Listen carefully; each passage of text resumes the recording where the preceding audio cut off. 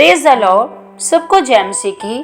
खुदावन के प्यारे लोगों, आज की भोर के प्रार्थनाओं में आप सब लोगों का स्वागत है।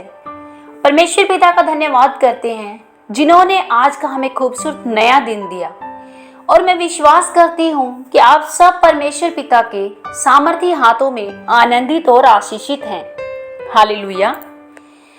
मेरे प्यारे भाई बहनों, क्या आप जानते हैं परमेश्वर अक्सर किन लोगों पर दया करते हैं? यदि आज हम अपने किसी भी दोस्तों से, मित्रों से या अपने चाहने वालों से दया की आस या उम्मीद रखते हैं, तो हमें उनसे किसी तरह की कोई दया नहीं मिलती है। और यदि वे हम पर किसी तरह दया या किसी तरह का उपकार हम पर करते हैं, तो वो उस उपकार के बदले में हम पर एहसान जताते हैं। लेकिन जो दया हमें हमारे पिता परमेश्वर से मिलती है, उस दया को कौन पा सकता है? आइए हम वचन से जानेंगे। आज का वचन मत्ती अध्याय 5 उसकी 7वीं आयत को देखते हैं तो यहाँ लिखा है, धन्य है वे जो दयावंत है, क्योंकि उन पर दया की जाएगी। यहाँ लिखा है, धन्य वे लोग हैं जो दयावंत हैं, उन पर ही दया की जाएगी। मेरे भाई बहनों, यदि आप अपने जीवन में दया चाहते हैं तो पहले आपको खुद दयावंत होना पड़ेगा। यदि आपने सच में किसी पर निस्वार्थ होकर दया की है, चाहे वो दया किसी पर भी क्यों ना हो, यदि आपने यह सोचकर किसी की मदद या सहायता की है क्योंकि मेरे पास बहुत पैसे हैं, और यदि आप यह सोचकर उसकी मदद करते हैं कि प्रभु मैं समक्ष हूं इसकी सहायता करने के लिए, और आप उम्मीद नहीं रखते हैं कि वह आपको वापस पैसा लौटाए, आप उसको निस्वार्थ तरीके से उन पैसों की मदद उसके लिए करते हैं, तो सच में आप एक बड़े दयालु इंसान हैं। क्योंकि दया का एक मेन उद्देश्य होता है, जब आप किसी पर दया या किसी पर उपकार करते हैं तो आप उसे बार बार एहसास नहीं दिलाते हैं, बार बार उस किए गए उस काम को, उस सहायता को बार बार उस मनुष्य को याद नहीं दिलाते हैं कि देख मैंने तेरी कैसी मदद की थी, तुझ पर दया की थी। जब आप दया करते हैं तो आप उस दया को, उस काम को करके भूल जाएं कि आपने उसके लिए क्या किया है। यदि आप किसी के पैसे में मदद करते हैं तो आप याद ना रखें उससे उस पैसों को लेने का। यदि आप किसी को खाने की वस्तु देते हैं तो आप इस उम्मीद में ना रहें कि वह मुझसे फिर से वह पैसा या खाना मुझे भी दे। मेरे भाई बहनों, अगर आप सच में दयालु हैं तो आप किसी से उस उपकार का बदला नहीं चाहेंगे। सच में अगर आप दयावंत होते हैं तो आप परमेश्वर की बड़ी दया को, बड़ी मर्सी को अपने जीवन में पाते हैं। क्योंकि यहाँ वचन में बताया गया है, धन्य है वे जो दयावंत है, क्योंकि उन्हीं पर दया की जाएगी।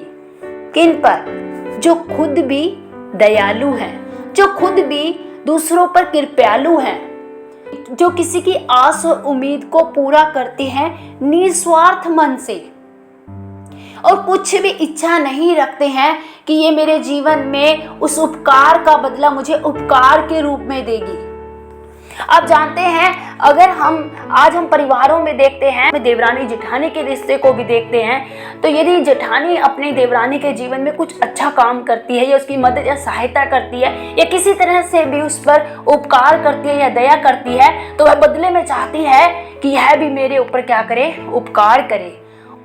मेरे भाई बहनों, एक सच्ची दया, एक सच्ची मदद क्या है कि उस पर किए गए उपकार को भूल जाएं, ना कि आप उसको बार बार एहसास दिलाएं कि आपने उसके लिए कुछ दया का काम किया है, आप उस पर दयालु हुए हैं या आप उस पर कृपालु हुए हैं।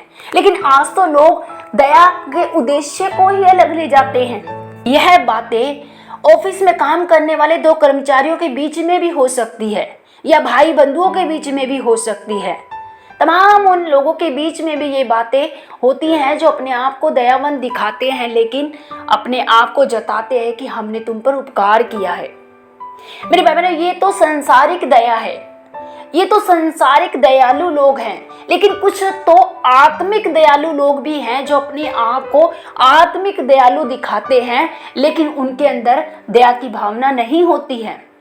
कुछ ऐसे मसीह भाई बहन भी हैं जो कहते हैं, अरे भाई मैं तेरे लिए निरंतर प्रार्थना कर रहा हूँ, निरंतर प्रार्थना कर रहा हूँ, मैं तेरे लिए उपवास कर रहा हूँ। बार बार उस सामने वाले को एहसास दिलाते हैं कि मैं तेरे लिए क्या कर रहा हूँ, तेरे लिए संघर्ष कर रहा हूँ, तेरे लिए प्रार्थना कर रहा हूँ, तेरे लिए उपवास कर रहा हूँ।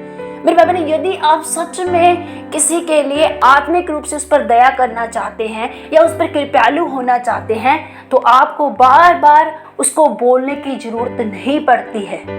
क्योंकि जब आप बार बार उन बातों को याद दिलाते हैं या बार बार उन चीज़ों को बताते हैं, तो कहीं ना कहीं आप अपने आप को आत्मिक दयालु दिखाते हैं।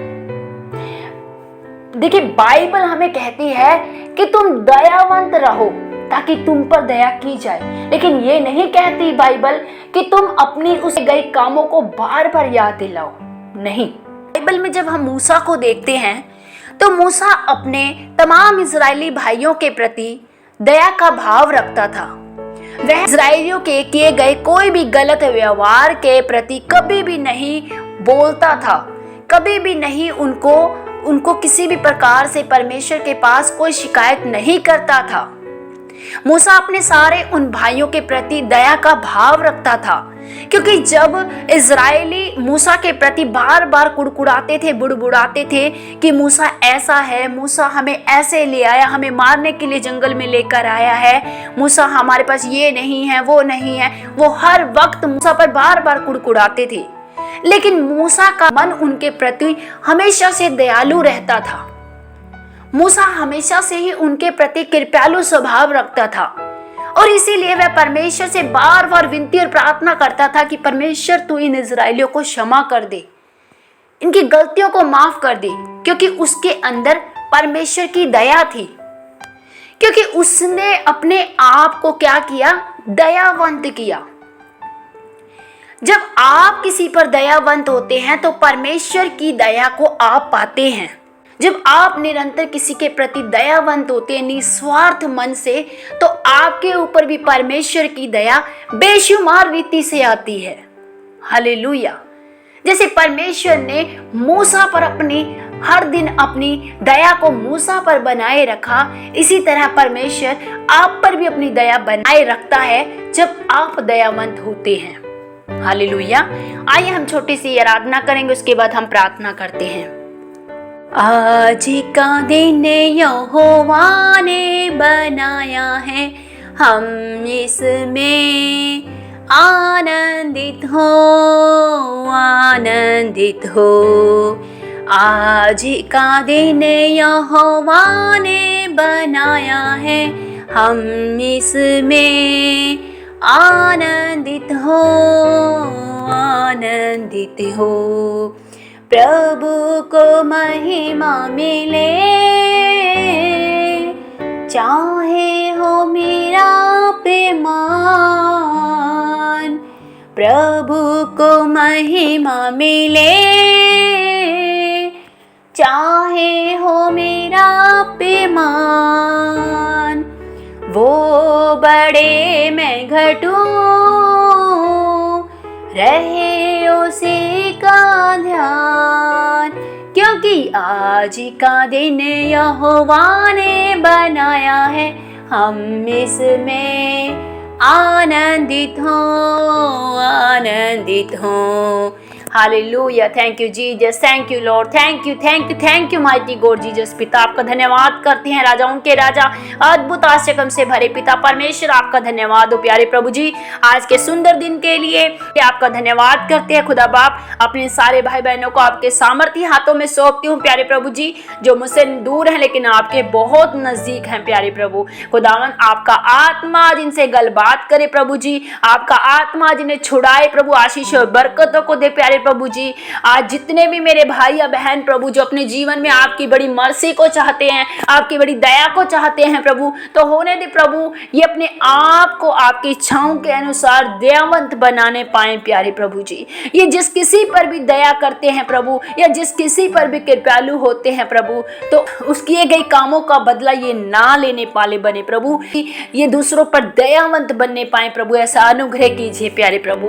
प्रभु आपके वचन में लिखा, धन्य वे हैं जो दयावंत है, जो दया करते हैं दूसरों पर, वो दया को पाते हैं प्रभु जी। होने दे प्यारे प्रभु, ये जिस किसी पर दया करें प्रभु, वो निस्वार्थ की दया करें प्यारे प्रभु जी।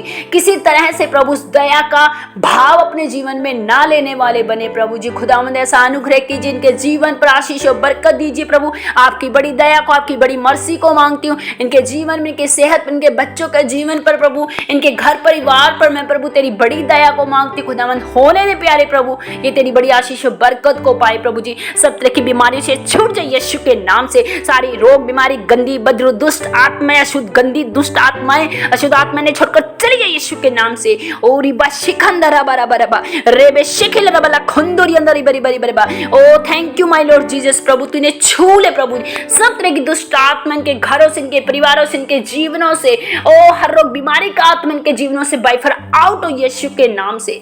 सब तरह की दुष्ट आत्माएं ने छोड़कर चली जाए, सारी बीमारी की आत्माएं बाय फायर जलकर नाश हो यीशु के नाम से। प्रभु मैंने ब्लेस घोषित करती हूँ यीशु के नाम से। Be bless them in the name of Jesus, be healed in the name of Jesus. प्रभु तेरी बड़ी मर्सी में इनके जीवन पर मांगती हूँ प्यारे प्रभु। आपके नाम को महिमा देते प्रार्थना पिता यीशु के नाम से मांगते हैं, आमीन। सबको जय मसीह की।